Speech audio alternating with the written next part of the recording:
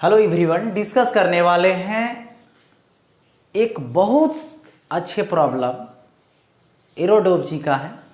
एरोडोब्जी के बुक से है, जो आपके स्क्रीन पे दिख रहा होगा, देख रहे होंगे।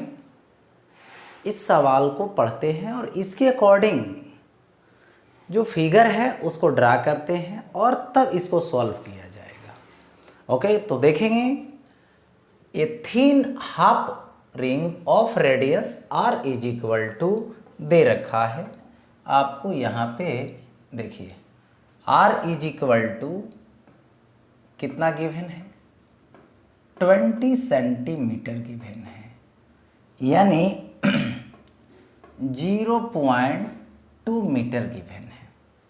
Okay, is uniformly charge with a total charge q is equal to, total charge q is equal to 0.7 nano coulomb है, यानी 0.7 into 10 to the power minus 9 coulomb है। Okay, find the magnitude of the electric field strength at the curvature centre of this half ring, यानी half ring के centre of curvature पे कितना electric field की strength का magnitude होगा, यही magnitude क्या करनी है, मुझे फाइंड करनी है। ओके, तो सबसे पहले देखो यहाँ पर मैंने ये रिंग है, लेकिन हाफ रिंग मुझे चाहिए। ये देखिए हाफ रिंग हो गया। इस हाफ रिंग का ये क्या है, तो यहाँ पे सेंटर है। ओके, ये वाला एक्सिस है जो x होगा और ये वाला एक्सिस y है। ओके, इस रिंग को चार्ज किया गया है, हाफ रिंग को।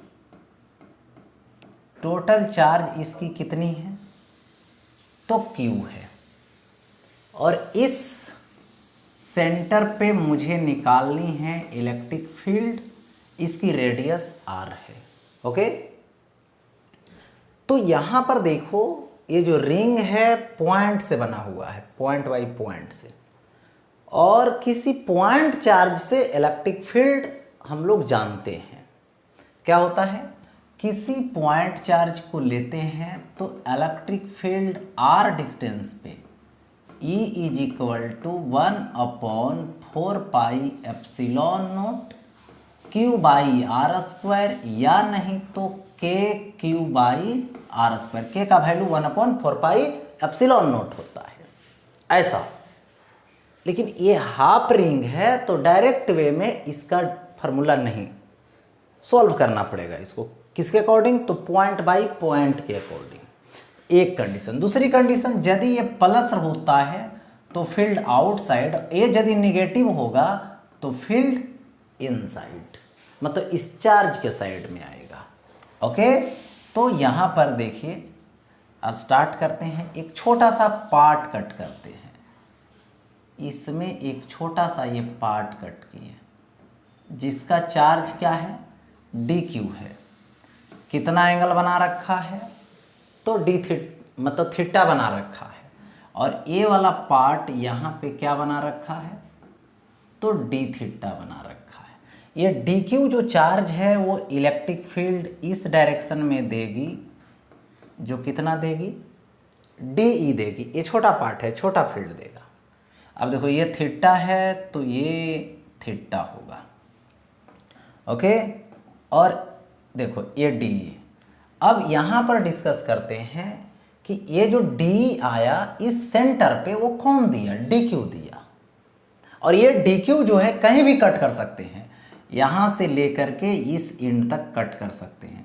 जब यहाँ पे कट करेंगे तो 0 डिग्री, आगे बढ़ते जाएंगे तो कितना तक चले जाएंगे, यानी पाई तक चले जाएंगे। ओके, पाई तक चले जाएंगे। अब देखो इसमें क्या है,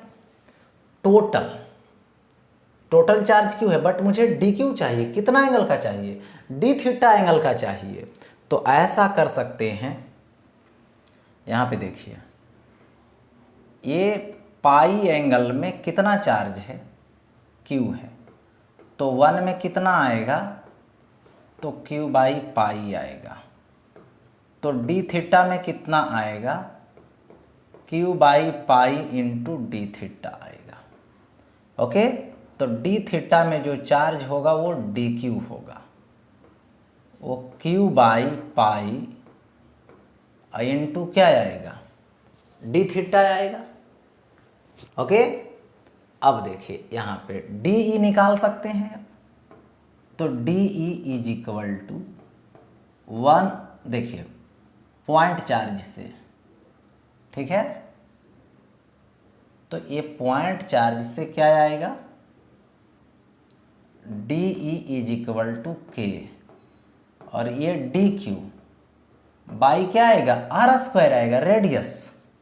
ओके, तो यहाँ पर देखो डी ई लेंगे तो D E is equal to यहाँ पे K by are square into D Q, तो D Q is equal to Q by pi into क्या आएगा, डी थीटा आएगा।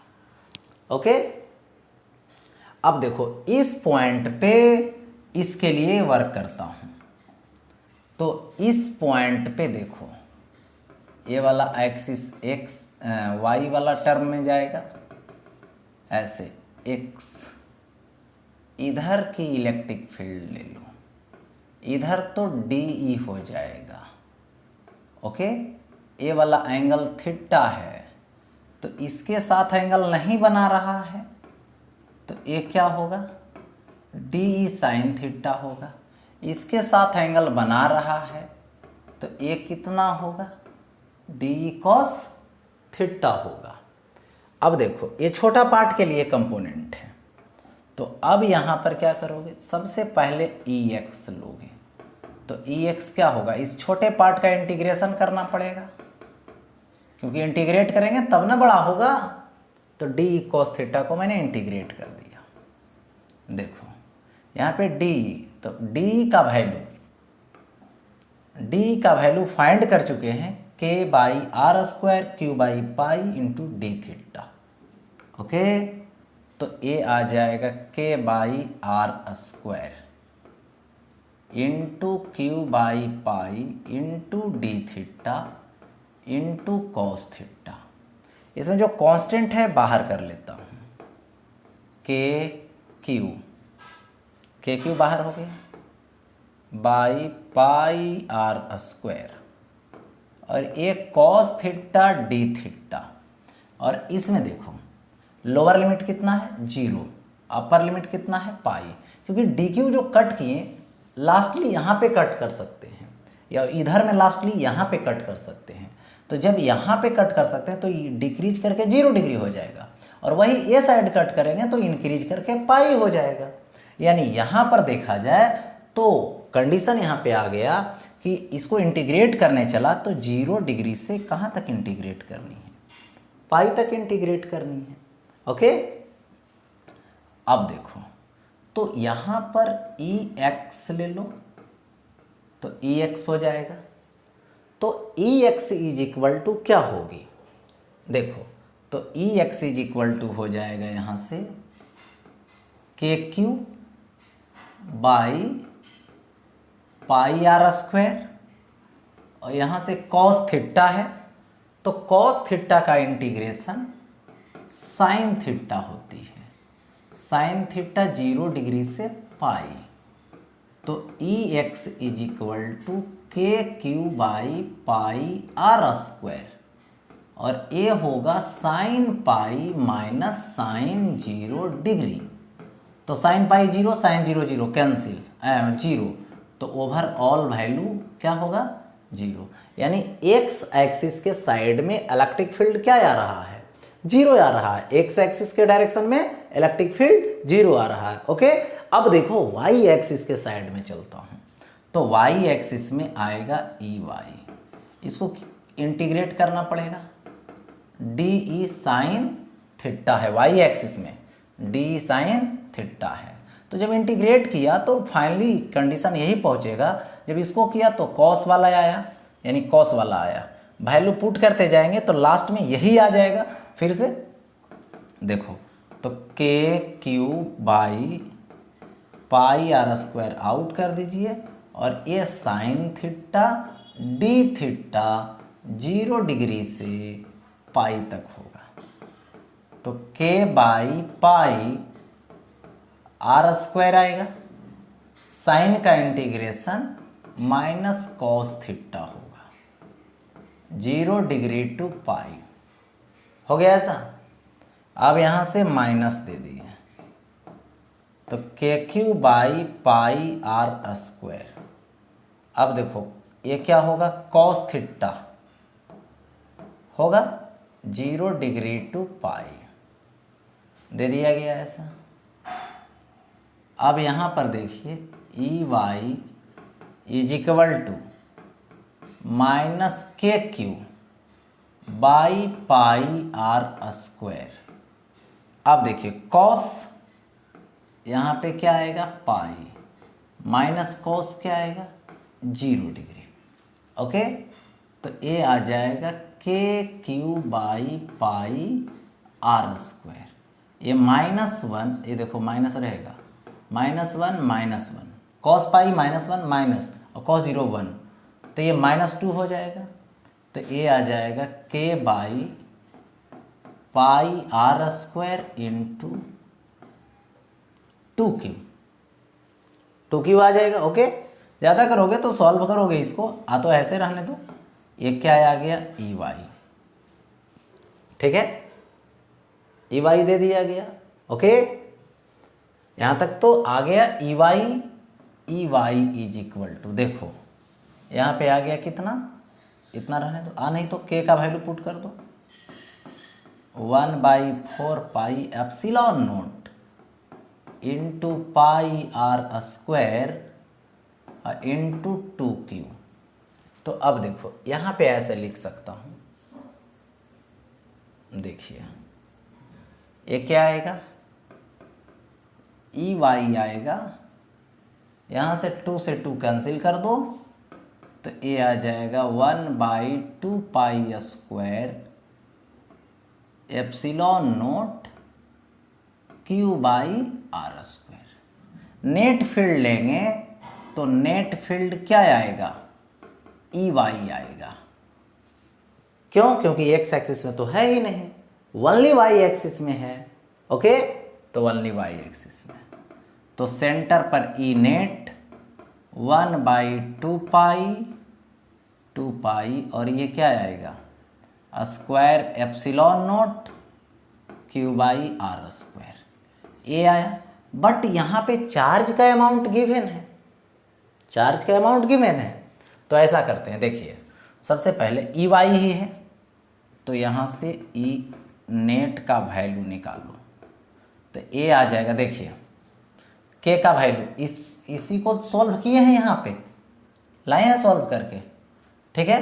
तो यहाँ पे देखिए के का value 9 into 10⁹ into 2 into Q, तो Q का वैल्यू गिवन है 0.7 इंटू 10⁻⁹।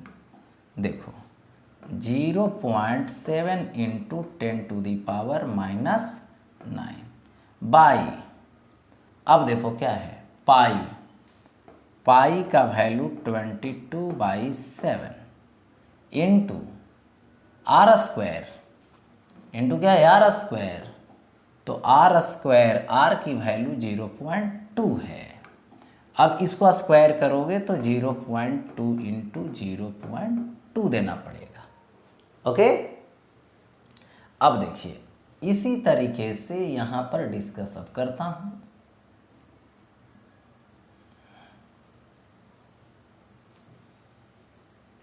देखिए यहाँ से अरेंज करते हैं, 9 into 2 0.7, E net is equal to 9 into 2 into 0.7 into क्या आएगा 10⁹ और -10⁹, तो ये तो कैंसिल हो जाएगा।